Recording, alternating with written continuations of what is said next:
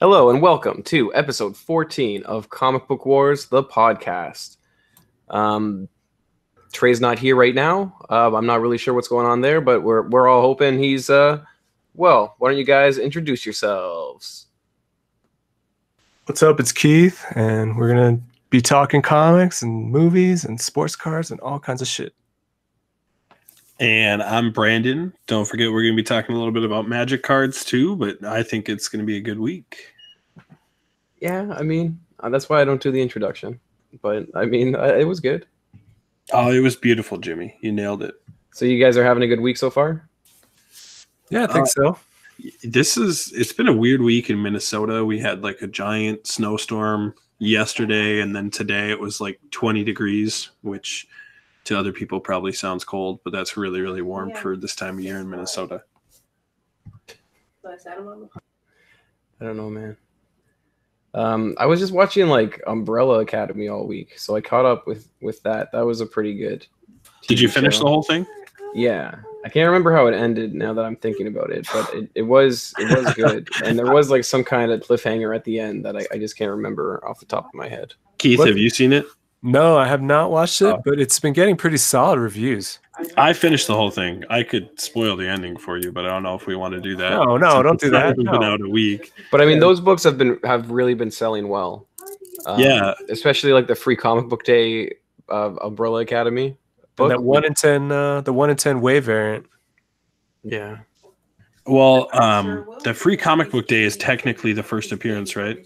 Yep. And then there's also some statues that DC put out, and those are selling pretty well if you can still find them at your comic book store. I mean, their retail prices are under $100, and they seem to be selling for a few $100. So, how old are those statues? They're a few years, but you can still find them. It was like a statue that was packaged with hardcover, right? I don't know. I think they had like a violin statue, and then they had another statue, and I don't think there were hardcovers with them, but it's possible. I'm not sure offhand. I don't know if we're talking about the same thing, but I saw some hardcover that was selling for like $200 to $250. Yeah, I think that's something else. Oh, well, shit. But I think a lot of stuff right now for Umbrella Academy is really heating up, so it's a good time to be selling.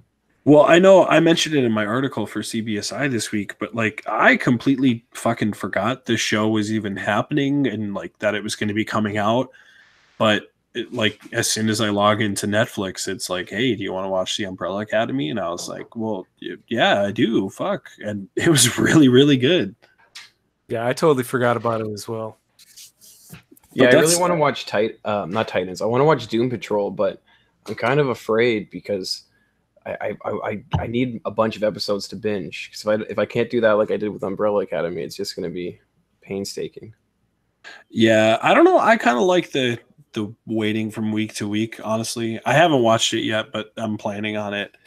I think it's so interesting, like the normal trajectory of like TV show or movie spec is so different from the Netflix stuff because it doesn't have the trailers that seem to make an impact like movies do. So it's kind of weird. I mean, they had Comic-Con previews and stuff, right, for Umbrella Academy? But did they like really cause a lot of hype and movement on the book? Not at that far away, but now that it's coming out, I think it's really ramping up. Yeah, that's what I mean. Like, you know, in my opinion, if it's movie spec, when the trailer drops is the right time to sell. But it seems like with Netflix spec, you need to like wait until just a little bit after release so that everybody has a chance to see it. And that's when you see the biggest movement on the book. Exactly. And I think it almost has more longevity because Sabrina books are still selling. And that show came out how long ago? But that's, oh man, I don't know. I'm like I said in my article this week, I think anything Netflix comic related is probably good spec right now, and you should wait until release to sell it.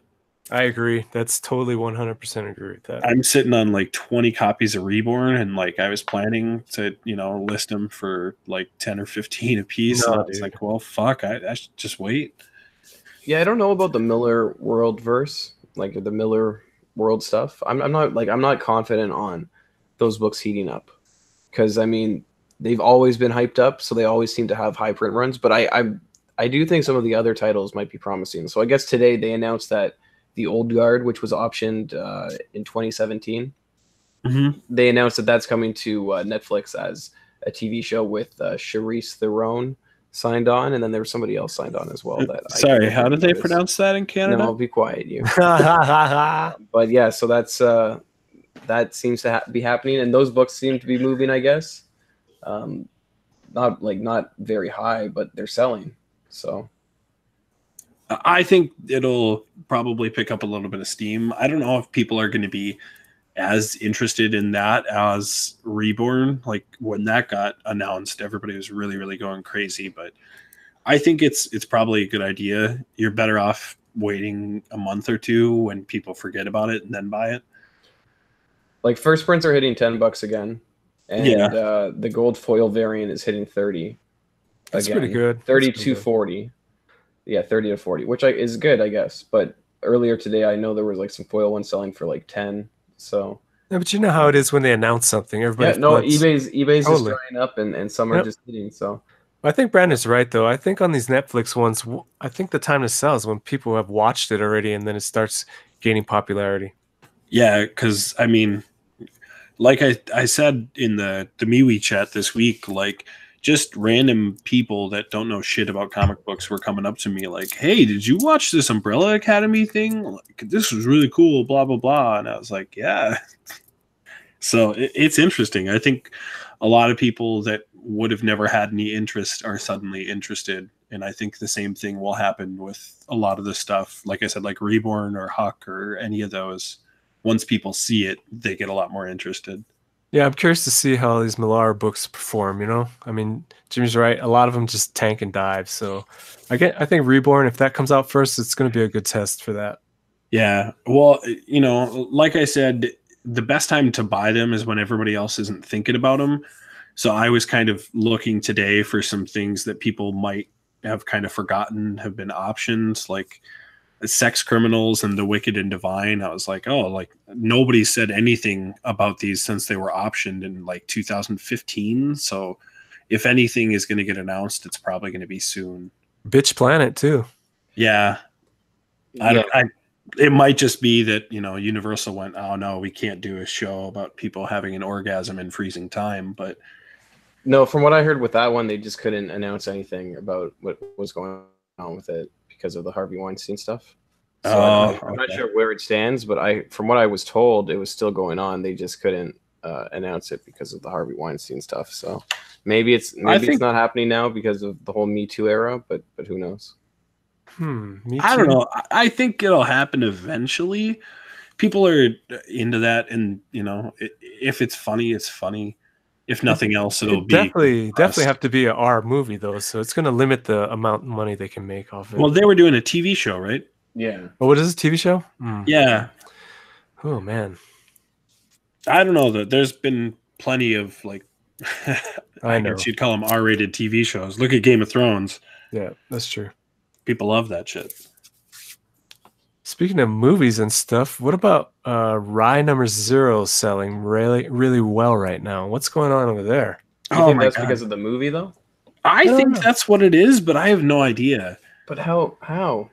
Well, like, what other reason is there for buying all these copies of Rye Zero? I know, it's going bananas. Well, the movie, the only progress we've seen so far is that picture that we've talked about like numerous times. Yeah. You know, sexy, awesome picture of Vin Diesel wearing sunglasses. Yeah, man. Potatoes are sexy.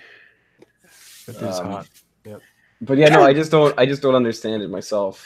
I don't know if like there's like a buyer's club buying them up or something, but I think it seems probably what it is. You think a bunch of Valiant board fans got together and say, "Hey, let's buy all these copies of Rye Number Zero right now"? Could be before the movie drops. It could be one person. Could be multiple people. It's got to be. It just seems suspicious. Right? And I mean, 9/8s are going for a ridiculous amount of money right now. That glossy 9/8 went for $5. And then the 9/9 went for some 2,600 some bullshit. CGC has only recently, like put the difference on the label of glossy and matte. Mm-hmm. So it's really interesting what's going on with that book in particular. And most of the raw sales that I can find on eBay make no mention of whether they're glossy or matte. So you can tell though. You can tell right away. Oh yeah, you can tell by looking at them, but it doesn't seem like there's anybody out there listing Raws as the glossy version to try and get a premium. It's just people. Well, you should. Tell me about it. If you're not, you're an idiot. If you've got the glossy version, well, you should probably get it graded at this point. Fuck. Oh, fuck yeah. That's insane. 9.8s for $500. We'll never see that again. I don't know. I mean, if the movie is a big hit, like, there's got to be so many copies of that book that were just thrown in dollar bins and destroyed, right? There's no way the movie's a hit, though. No, there's no. But it's possible. Even Fast and the Furious, they realized that they couldn't put him behind the movies anymore. They had to do spin-offs with that don't have him in it. Okay, he was the main guy, so I don't think he has the star power anymore. I think he does really, really well overseas in China. That's where the biggest market is, right? Right, and I think his movies do really well there. The big comparison for me will be this Alita Battle Angel movie. I know we were going to talk about that anyway, but like that movie has a huge budget and it's kind of struggling domestically. But it comes out in Japan and China this weekend, and I think if it does really well there, it's going to get a sequel, and that will be enough to keep driving interest in the series. So I think the Valiant movies are going to be the same way, where even if they don't necessarily make a lot of money in the States, they'll keep making those movies. I know they already announced they're planning on doing Harbinger. So if Bloodshot does just kind of okay in the States, but it does really good in Asia, they're going to keep making sequels. I'm curious about the financials of that parent company, though, because I remember a while back, they're pretty close to bankruptcy. I thought that, their stock was doing terrible. Didn't the Chinese government take over some of their company or something? I thought didn't he take over some of the stock or something? They have a lot of weird rules. And then their stock was going down, but their stock in the stock market, it can only go down a certain amount, and it kept going over the maximum. So I'm not sure. I haven't looked into it a while, so they can't. My point is, they can't be making these movies at a loss. You know, they can't afford that. Well, what's the budget on Bloodshot going to be? I mean, they pay whatever salary that they have to get Vin Diesel, but nobody else wants Vin Diesel, so I'm sure he's not that expensive. Yeah, it's all in CGI though, right? The budgeting. I don't think there's going to even be that much CGI because from the looks of the pictures, they're just going to like put some body paint on him and call it good. Yeah, and if you saw that web series, that was a rough one. I mean, it's about what I didn't even finish it. I didn't finish it either, but like, it's about what I expected for some shit that's on YouTube. Right? I know, pretty brutal though. Yeah, I guess the last update was in September, and it was DMG Entertainment defaults on bond payments. Yeah, DMG, that's right. So that's it. Yeah. Yeah. I don't know. I think I guess it depends, what the market looks like now. We'll see with like Captain Marvel, but like we said, even Umbrella Academy is probably the weirdest shit in the world, but everybody's eating it up right now. Yeah, so but it's like way better than anything Marvel's put out. Like, be real. Umbrella Academy? Yeah. Really? What TV show has Marvel put out that's better than that? I like Daredevil a lot. Does Legion count? Yeah, Legion counts. Yeah, I think Legion is better than Umbrella Academy, but that's what it was compared to, right? In a few reviews I read, it was compared to Legion. Know. I didn't really read a lot of reviews. That's what I read. To people.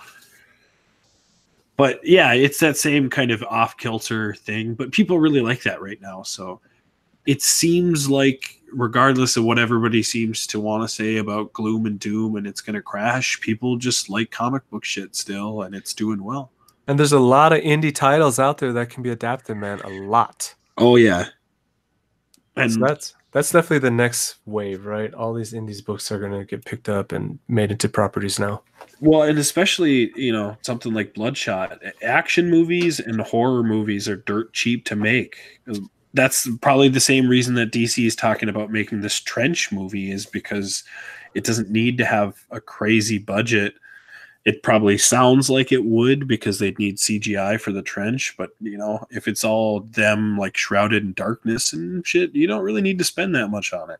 James Wan is signed on for the Trench, right? Correct. Yeah, see, that's why it makes sense. It's almost like DC is like, we'll let you let us do what we wanted with Aquaman. You can do whatever you want with this other side movie, because that's what he does, right? Horror movies.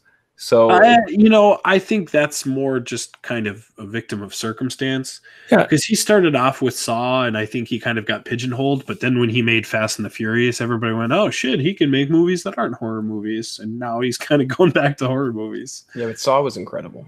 Saw was incredible. Yeah, Imagine like Saw badass. in the Aquaman universe. That would be like the craziest movie.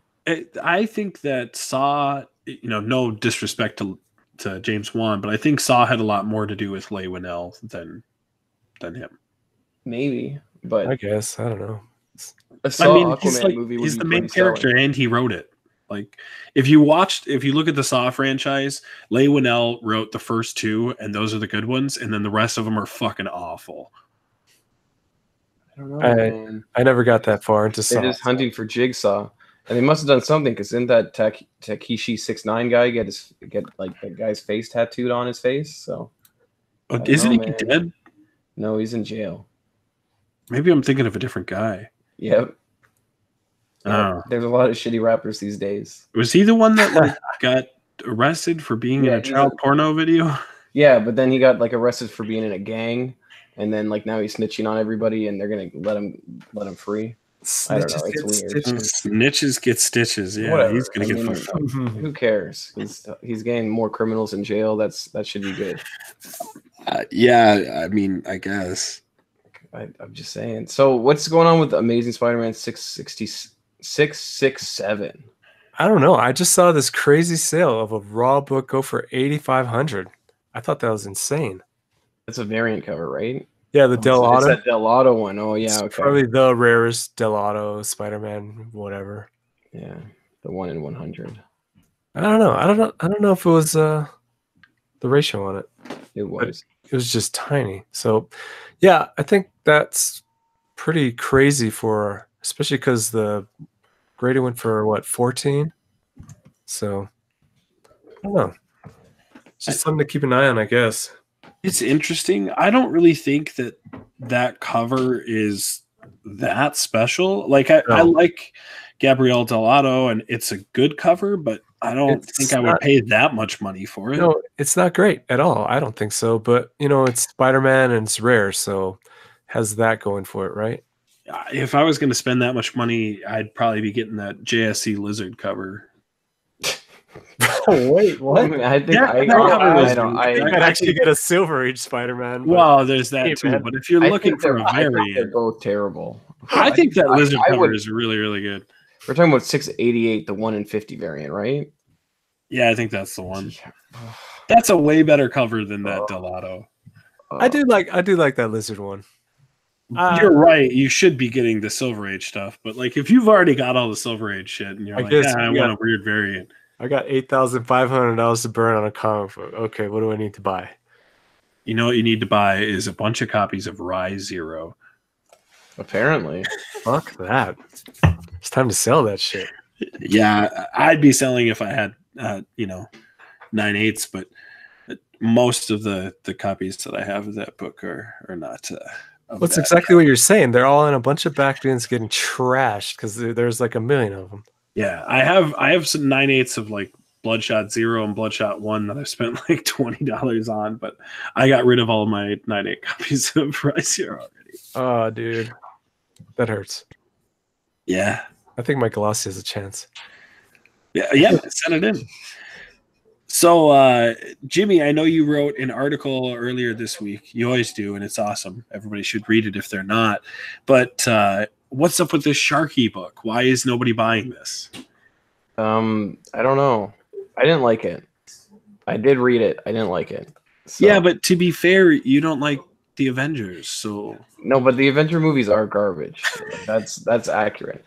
But I don't know, the Sharky thing. It's been optioned, but what happened to Sharky? So has American Jesus. So Sharky's about an interdimensional hitman, and well, I mean interdimensional. He's more like interspatial. Yeah, intergalactic. Like he's in space. Like Men in Black. Well, yeah, I guess, but he's in space and he hunts people down. And I didn't even like the interior art is by Simon Bianchi. It's not that good. But yeah, so That's all I can tell you about that. I guess people don't realize that it's been optioned. I mean, Netflix has a guy writing the screenplay as of 2 years ago, so I'm sure they're farther developed in it now. But that's probably what it is. It's just that people don't even realize it's been optioned. But I mean, it was part of phase 1 of the Miller-verse Netflix deal. With what about like print run? How many copies are on the shelves and stuff? Well, there's 7 covers. Yeah, there's a lot of covers. And I checked earlier just out of curiosity. It seems like Midtown still has pretty much all of them in stock. Who's publishing it? Image? Yeah, it's an Image. 7 covers. Yeah. Oh, that's why it ain't worth shit, dude. Well, I mean, Reborn had I was going to say Reborn had 7 covers. Jupiter's Legacy had a bunch of covers. Yeah, and they don't go for shit, really. No, man. The cover of Reborn goes for like $10 to $15 all day. This really is like the curse of Miller World. Yeah, I mean, so. when I went and I picked up Reborn initially just to read it, but like I swear to God, the dinky comic book shop that I was in had 25 copies of Reborn 1. Yeah, so it's definitely a double-edged sword. You know, Jimmy said it right. I mean, he's just so popular that everybody's just going to read it, and everybody's going to have it that wants it, really, right? It's not even that. It's more like he has decided he wants to put out as many covers as physically possible, and he does. And it doesn't help the longevity of any sales. Nope. So at least there aren't any store variants or ratio variants, but still, it's like, why not? Maybe I don't know. I think it's. If you can get it, especially like Midtown has them at like below cover, grab them from there and throw them in a box and wait 2 years. It's probably worth $3. Yeah, but you got to pick the right cover, and I guess I don't even think you do because all of the Reborn covers are selling well. Yeah, they're all selling for 10 to 15, and I mean Jupiter's Legacy as well has seen some heat, or has been seeing some heat. So they are good books to be buying, but at what price point? Who knows? Like I had been picking them up in the dollar bin, so I think in 6 months that's where they'll be, and that's really what you should be looking for. As long as there's no new news comes out of it. If some more news comes out, then I wouldn't pay more than $3 for it for sure. No, yeah, like $3 including shipping. And then what was the other big one? These are those Savage Shores #1 second print. Yeah, it's insane. So the first print started selling really well, maybe like $30 or $40. And I guess the second print came up, and it was the homage to Tomb of Dracula #1. So the book came out, and it sold out immediately. And then they issued a second print, and it's Vault. Vault said that they were going to put out all of these homage cover second prints. So the second print came out, I think, like 2 weeks after the first print one did, and they didn't really sell that well. But then out of suddenly nowhere, I guess after issue 3 started selling well, and then issue 2 started selling well, and then issue 1, I guess, started catching fire as well and hitting $40 to $50. Yeah, and then the second print, has been going for a lot more. How much has the second print been going for? I thought it was 50 or 60, and then one sold for like 90. So yeah, it was getting crazy money, almost double. Yeah, that's nuts to me. But there are, second prints. Does it have a different cover or something? Yeah, it's the homage, the Tomb of Dracula. That's the only one that has that homage. Yeah. Yeah, I get it then. Which, you know how those small print books go, though. You know, those indie publishers. It catches fire quick, but sometimes they go out quick, Oh, yeah. I'm not recommending anybody buy it if, you're wondering. But I'm not super surprised that an homage is doing better. I guess like the first print was selling well, because when I looked in my boxes, I found a bunch of #1s that I had ordered off of the Vault website, and I had only ordered them because one had been selling well at some point. So it was hot for a little bit, but it's now on fire. Is it a mini then, right? No? I think it might be a mini series. Yeah. Well, I don't know. I don't generally like miniseries. I know we were just talking about how much I like Reborn, but that's because it's already been optioned. But in general, unless a miniseries has been optioned, there's not really much reason, in my opinion, to invest in it. What was that one, 7 to Eternity? Like, is 7 to Eternity still doing anything now that it's finished? Is it finished? I thought it was. I don't know. It's still going. I think prices are a little bit lower. I sold a few, but when was the last time you heard anybody talking about that? Never. But the book's still going. I think issue #13 just came out. Yeah, I'm not sure. They just took a break. Yeah, Pretty sure. I picked it up on my pull list. I haven't read it in like 8 months or whatever, but I'll catch up at some point. Yeah, that's interesting. Yeah, there's no buzz about that. The Realm, remember those books? Yeah. Yeah, like I said, I think if you can find anything like that people have just forgotten about, that's the time to buy it. Fuck yeah. So I know we already mentioned that they're going to be making the Trench sequel, but we'll do things in the same order that DC did, and then later mention that they're going to make Aquaman 2, which was mind-blowing to me, that they thought it was more important to mention they're making a Trench movie than Aquaman 2. Yeah, I didn't really see anything about it. It just kind of glanced over it.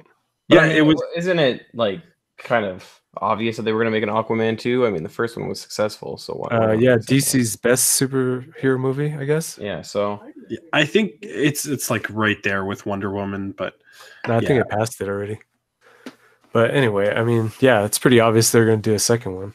Yeah, I know. It's just funny. Like they put out that release about them making the Trench movie, and I feel like everybody in the comments was like, "Well, what about Aquaman 2? Aren't you going to make that?" And they're like, "Oh, yeah, I guess." Of course we are. We like money. That's a no-brainer. I know this is a little bit old news at this point, but we had all of the Marvel Hulu shows getting announced. Hitmonkey prices are going nuts on that book. It's ridiculous. I don't even know what Hitmonkey is. Jimmy, what's Hitmonkey? He's like a Deadpool. Well, he was supposed to be a Deadpool spinoff character, but his one shot came out before the Deadpool issue came out. But yeah, he's like a Japanese assassin who's a monkey. Yeah, I was gonna say it's exactly what it sounds like. Yeah, that's all it is. It's just a Japanese assassin. That actually sounds fucking great. And yeah, I mean, it could be really cool. It was in the Daniel Way Deadpool universe, which was like, and it was before Deadpool went into space and married that hippopotamus. So that entire storyline and that whole universe of stories that he was created in were insane. So it would be cool if it stayed on to that general theme of those books, but I don't know. I don't know. I don't think it's bad spec, and I think it could be something really off the wall and fun that people like. I mean, people were going apeshit over Rocket Raccoon and Groot, so why not Hitmonkey? I really think it's going to be Tigra and Dazzler. I think those are going to be the ones that are going to be the big ones. Personally, I think it's going to be Howard the Duck. I'm a big Kevin Smith fan, so I'm excited for that series. But they're all supposed to be coming together in a crossover that they're calling The Offenders, right? Yeah, that's the only one that Jeff Loeb has like some creative over, because like he doesn't have any creative over the Dazzler and Tigra one. Yeah, is that like Chelsea Handler or some shit? Yeah, that one's Chelsea Handler. What is she gonna do? So she's creative control. So it's either going to be really good or really bad. As I've said before, there's no in between on that one. Same with the Kevin Smith one. Well, that's why I said like Kevin Smith is somebody who I trust to make a comic book adaptation. The Tigra Dazzler one is supposed to be politically driven. Yeah, I don't know how. So I mean, again, that's just it's could either be really good or really bad. Yeah, it sounds like shit I'm not going to be watching, but whatever. But you don't like watching train wrecks? I think people are going to eat it up. And Tigra and Dazzler. Okay, yeah, we'll see. Two characters right out of the cocaine era of comics. What's wrong with that? Oh, man, I've been writing about those characters for years. Oh man, yeah. Great I just remembered that you guys were talking about all those Stephen King movies. Oh shit! What was that? What was the one, Maximum Overdrive, that he directed? Yeah, that's the only one he directed. Oh, yeah, that was awesome, man. No, even Stephen King doesn't like that movie. He said that he did so much cocaine over the course of shooting that movie, he can't remember any of it. No, after we tried to talk about it, I went to try to watch it, and then I somehow ended up watching Traffic. I don't want to get into that, but yeah, we don't need to talk about Traffic. It seems like a bad plan. Yeah. All right, so I know Trey's not here to also talk about it, but you guys were trying to get some first off the line cards today. Oh my God, talk about train wrecks, dude. So I guess everybody and their mom's trying to get on Panini's website to try and order these first off the line cards. So I texted Trey yesterday. I was like, hey man, let's try to get some of these. So we get on at whatever it was, 11 Eastern, and boom, this site is just getting hammered, dude. I couldn't even fucking get to the part to input my credit card number. I mean, is that insane? So, yep, we both struck out, man, and it sold out in like 5 minutes. It's crazy. There's a lot of stuff that's like that, and I always think it's kind of funny. Magic the Gathering just released a product. I don't know, it was like a month ago now. But historically, they've been releasing them through the Hasbro website, and they had just had so many problems with it crashing. They finally just said, we're going to list them all on eBay, and you can buy them there, because they trust eBay's servers not to crash. Yeah, it's insane, man. I mean, I just don't understand what's going on with Panini, but yeah, it was just a shit show, man. I don't know. I guess I don't know how much of that is just because of our group and how much I see it now, but like basketball cards are so hot right now. I see them all over the place all of a sudden, and I never really did, but everybody wants them. There's a ton of money in basketball cards.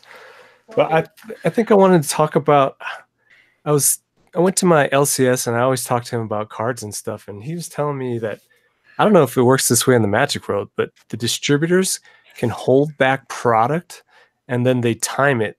And when they sell enough of the first wave to all the stores and stuff, they watch the market and they just jack up their prices on the next wave of cards. It's pretty crazy. Yeah, for a time it was like that in Magic the Gathering, and with some things it still is. But sometimes the opposite is true, where distributors are just sitting on like cases upon cases, and people are like, "No, I don't want to buy that shit," and then the distributor is stuck with it. So yeah, so they turn into a speculator, pretty much, don't you think? Yeah, I mean that's pretty much what happens. I'm sure anybody who's involved in Magic at this point has heard of Alpha Investments, but he does a lot of videos where he talks about getting deals from distributors on cases that nobody else wanted. So he just buys them in bulk at like huge discounts from distributors. But if it's something really hot that everybody is trying to get, then sometimes the distributors jack up the price. So that's absolutely what happens. They totally watch the market, and then they sold at one price, and then that's what happened to Optic basketball, because I went in to buy another box and my guy was like, well, the distributor just bumped the price up to like 90 or some shit from whatever it was. So they're totally watching the market, and then they release the next wave. Well, and it seems like Wizards of the Coast doesn't even care, because in a recent announcement, they just said they're going to stop putting out an MSRP because it just gets ignored so often anyway that they were like, fuck it. And I also noticed he also told me that like they were sitting on, those cards of Jared Goff and Mahomes, and they're waiting for one of those guys to win the Super Bowl. Because if they won the Super Bowl, they could have released all those cards at way higher price. Yeah, but it backfired because they didn't make it, and so that's why you see all those Mahomes blasters out there. The last year's Optic blasters, because they were holding on to all those, and then they had to discount it and sell it. It's funny. I don't think that's a bad plan, because there's still a good chance that they're going to be at least in the playoffs next year. Oh yeah, but man, it's just crazy how the distributors can do that. It's nothing like comic books, I don't know. There's probably shit like that going on with Diamond. We just don't hear about it. I don't know. It's mostly Diamond dumping shit, right, Jimmy? But that's the publisher telling them to do it for the most part. Like you don't hear things being dumped by all the different publishers. It's usually just Marvel or DC. Well, it's usually just Marvel, but it's because they probably have the biggest back stock in the warehouse. Yeah, I'm pretty sure that after stuff doesn't sell, Diamond sends it back, and you have to end up paying storage fees. So it's interesting. At least that's how it used to be too with other books, and Diamond would send the stuff back. I wonder if anybody's ever like robbed a Diamond warehouse. Just walk out with hundreds of thousands of books. Yeah, I mean it wouldn't surprise me. I don't know. I was reading up on like a bunch of stuff, but there's a lot of shady people in comics. There's shady people in general. I mean, I was watching a documentary. Yeah, I was watching a documentary about people stealing a bunch of maple syrup from Canada. Yeah. Go on. Is it maple syrup free? No, man. Maple syrup is like super highly regulated in Canada, apparently. All of our food is. What do you mean? Because we can't have trees everywhere, right? Man, I thought there's maple trees everywhere. Apparently there's I think it's just in like French land. Yeah, Really? probably. Apparently, there's like caps on how much they're allowed to like put out into the market every year, and if they produce more than they're allowed to put out, they have to like send it to a bonded government warehouse or some shit. It's like oil. Yeah, basically. Yeah, it's Yeah, like I think you have to get like permits and stuff. I think because Yeah. like some lady had to do had some order for Saudi Arabia or something, and then What? yeah, she had like some big maple syrup order that she had for like for Dubai or something, and then Canada said something about like human rights with Dubai, and then Dubai was like, no, we are boycotting everything, and then the order got canceled, and then like she did something on the news, and then a bunch of people went online and bought all of her stuff. Yeah, they're gonna be missing that maple syrup. Well, it was more like it was such a big deal because she was like, "There's nothing I don't know what I can do with all of this stuff," and it was like cases upon cases with like Arabic labeling. So. But I mean, she ended up selling out in like I think a week. So, well, good for her, dude. Maple syrup is delicious. So the last thing I want to talk about in sports was I don't know if you guys saw that video of Zion's shoe. But that was fucking insane, dude. Yeah, I only watched it because of you. But turned back around and his shoe just exploded. I did see that. Has Nike made a statement? Yeah, they're looking into it. They're investigating. Nike said they're looking at like that. They're investigating. Honestly, when I saw that, all I could think is that is not a good like Nike is not going to be like no wonder they're doing bad. Like you said that they lost value before we went on. Their stock has lost like $1.1 billion in value. Which sounds like a lot, but if a basketball player has the ball and his shoe explodes, 100% the stock should go down of your company. Like, I'm sorry, that's crazy. You know, that's funny because the point I was going to bring up is the dude is so big. He's 285 pounds. If he was in the NBA today, he'd be the second biggest dude in the NBA. Look, and that's behind someone who's like 7'3". And this guy's 6'7". So 285 is not that big for a basketball player. It's huge, dude. But your shoes aren't supposed to explode. Yeah, that's what I'm exploded. Saying. I mean, I don't weigh 285. I'm not that big, but my shoes have never jumps like 43 inches. It's crazy. So I was thinking, man, can this guy sustain this weight? I don't know. I mean, fuck. At some point, you think his like knee's gonna explode or something. Well, I mean, Andre the Giant, right? Like Rob Kardashian kept all that weight, right? Fuck, I guess. Yeah, but was he jumping? I don't know. I can't like. Did these that's guys not a good look for wear Nike, the same shoe? I feel like they got to be getting like a fresh pair of shoes every week or something. Yeah, and I'm looking at pictures of his shoes now where they were sliced right in half. Yeah, right in like it looks like somebody took a knife to them. Oh my goodness. Nike. You know what I really want is I want one of these companies to make a card of that moment and use it for his rookie card. Oh, that'd be awesome if Panini made that. I would buy one of those instant whatever. Yeah, that would be amazing. Oh, I should email them and say, Panini, you got to show this shit. They probably don't have the rights to any photos unless they had somebody there. Yeah, dude, they do college shit. They do a lot of college shit. Apparently this isn't like the first time this has happened. To him? No, to shoes. Apparently, like somebody named Manu and Bogut and Rordan, Gordon, they all had similar instances. Oh yeah, you can tell Nikes specifically. It's all Nikes, huh? Yeah. So that's a conspiracy. But again, I don't know. Rare, right? It's got to be pretty rare though. And then it also happened a little Bow Wow, if you remember in Tokyo Drift. No, in that Ball Like Mike or whatever, or Like Mike, yeah. His Nikes explode. Oh yeah, that dude is so badass. So that dude is so badass. Did you just say that? No, I didn't say that. I love Bow Wow. I was just saying that his Nikes exploded in that movie, which is just ironic that we're mentioning it. Sorry. No, I kind of want to go back and watch that movie just so I can see that happen. Yeah, I'm gonna have to YouTube that later. I can send you a picture of him just holding his Nike all exploded.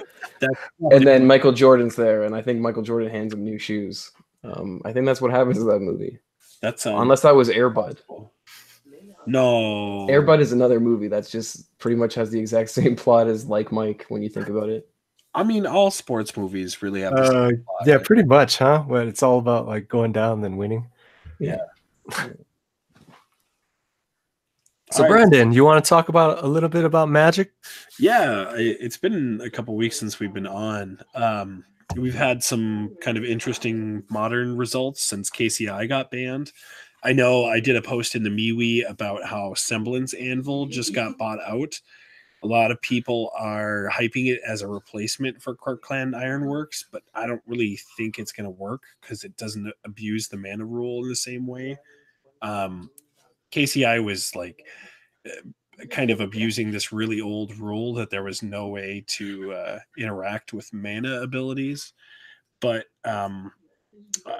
the card's still going for about $10. It was about 15 or 16 at its peak. But I think if you've got those, you should be selling them right now because they're going to tank really hard.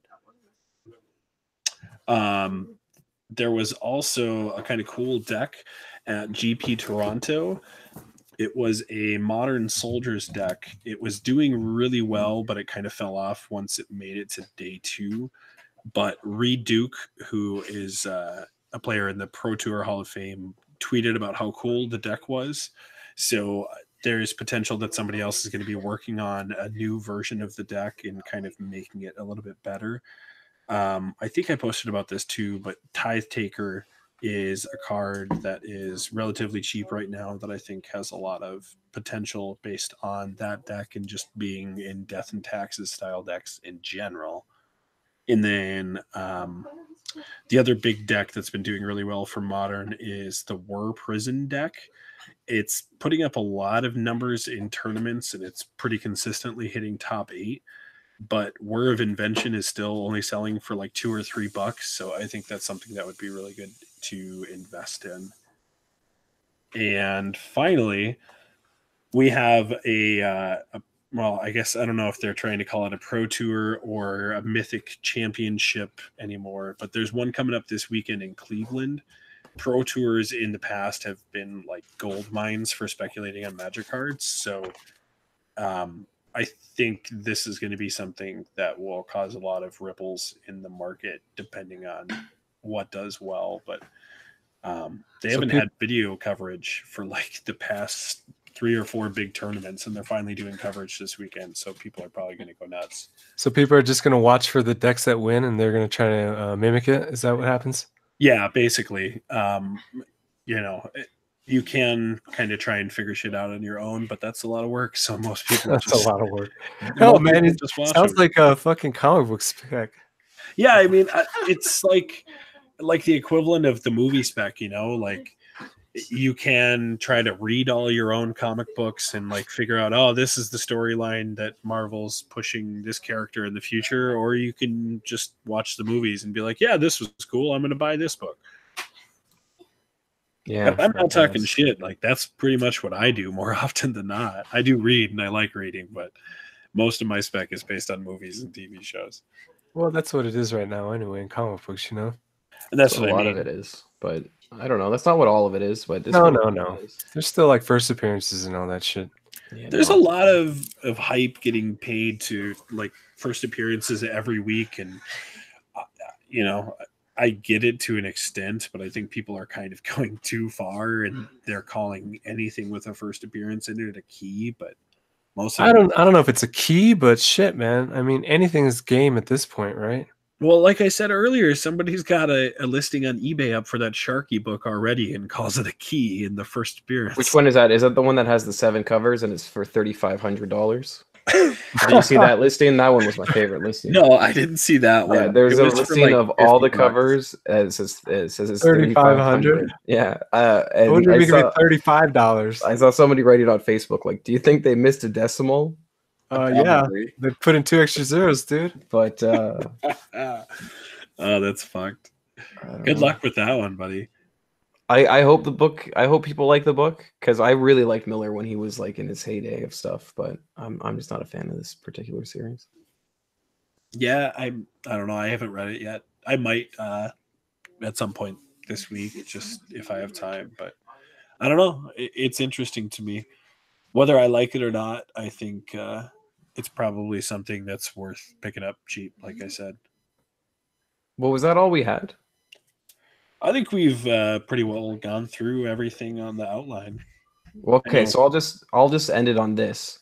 Because I appreciate everybody listening to us without Trey, which again, I apologize for his absence and I wish him well. Um, there's this one magazine that I found this week that I thought was really cool. And that's Famous Monsters of Filmland. It's a horror magazine that came out in the 50s, and well, did it come out in the 50s? I think it was the 60s actually, but it came out for a while. But when it came to issue 250, there was an issue that was made that was produced, but it was never distributed due to some kind of lawsuit thing. So there was two issue 250s, and right now you can get the one that wasn't distributed on. It's on filmlandclassics.com. They have them for $16, and they sell for like 30 to 40 bucks US on eBay. So I definitely think that's worth picking up. And again, the one that was actually distributed by the publisher has a totally different cover and different interiors. So this is apparently these are the last copies available, but they're $16. I definitely think they're well worth it. I didn't order any because they don't accept PayPal, and I didn't want to put my credit card in, but definitely worth it. If Was it straight from the distributor? Well, it's from the collection of Ray Ferry. Ray Ferry is what it says, and he was the publisher, or he was the former publisher. And again, there was some kind of lawsuit. I'm going to look into it and make a video about it because I think it's really interesting. But there was a lawsuit that made him relinquish the trademark of Famous Monsters over to somebody else. And that's he made this issue. It was supposed to be his last issue, 250, and then they just, for whatever reason, they produced it. They just never distributed it. Huh. And it sells for the last sales on eBay are 30 to 40 bucks. How much do you think he made of these? They would have had to make a few thousand if they, because again, they produced it like a normal magazine or like a normal issue. So, and again, I don't know the exact details of the lawsuit or of the new person taking over the publishing. So I'd have to really look into that to get a better idea of what the print run is. All I know is that you can buy them for 16 on this website, and they're selling for 30 to 40. That's cool. That's interesting because there's only one source to get it though, straight from the person, right? Well, it says this one is from Filmland Classics, and they produce a magazine that's like Famous Monsters. It's called Freaky Monsters, and some of their magazines you can get at the front print to order. But these ones are apparently, I guess they bought out all the books from the former publisher. So wow, that's really cool. Yeah, I just thought that. But yeah, I guess if nobody else has anything else, we'll just end it on that. I was going to give a quick shout out to Jacob Dunn for keeping the buy sell trade page alive.